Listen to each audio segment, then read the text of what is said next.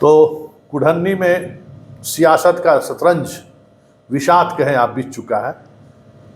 बहुत मुश्किल से ही सही कुढ़न्नी से बीजेपी ने अपने उम्मीदवारों की घोषणा ही नहीं की, आज नामांकन भी उन्होंने किया। केदार गुप्ता, जिनके फेसबुक पेज के माध्यम से लगातार हम मीडिया कर्मियों को अपडेट मिल रहा था कि कैसे कैसे उन्हें टिकट देने की तैयारी चल रही है।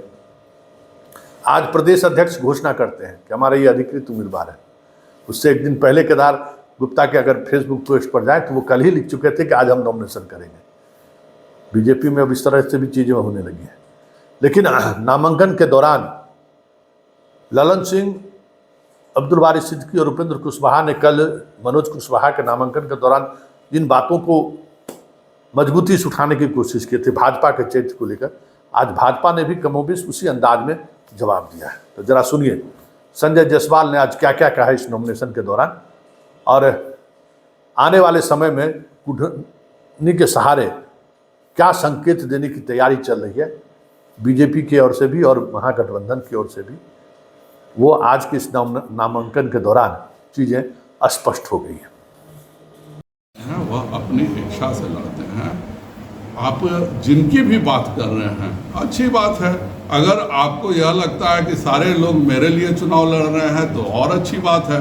मैं तो सभी समाज के लोगों से कहूँगा कि भाई यह भारतीय जनता पार्टी ने जो गरीबों के विकास का काम किया उसके हिसाब से वोट दें। दिक्कत क्या है कि कुछ नेताओं ने अपने परिवार की सत्ता को और दूसरी जातियों को अपनी गुलाम समझा है और अपने परिवार की सत्ता को ही लेना हक समझा है।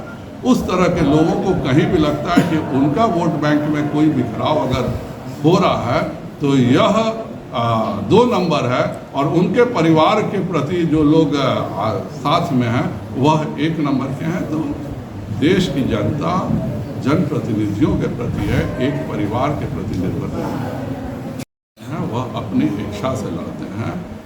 आप जिनकी भी बात कर रहे हैं अच्छी बात है। अगर आपको यह लगता है कि सारे लोग मेरे लिए चुनाव लड़ रहे हैं तो और अच्छी बात है।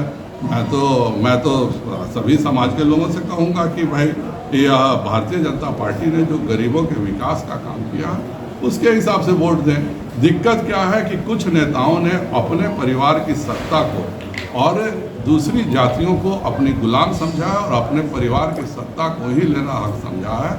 उस तरह के लोगों को कहीं भी लगता है कि उनका वोट बैंक में कोई बिखराव अगर हो रहा है तो यह 2 नंबर है, और उनके परिवार के प्रति जो लोग साथ में हैं वह 1 नंबर के हैं। तो देश की जनता जनप्रतिनिधियों के प्रति है, एक परिवार के प्रति निर्भर है।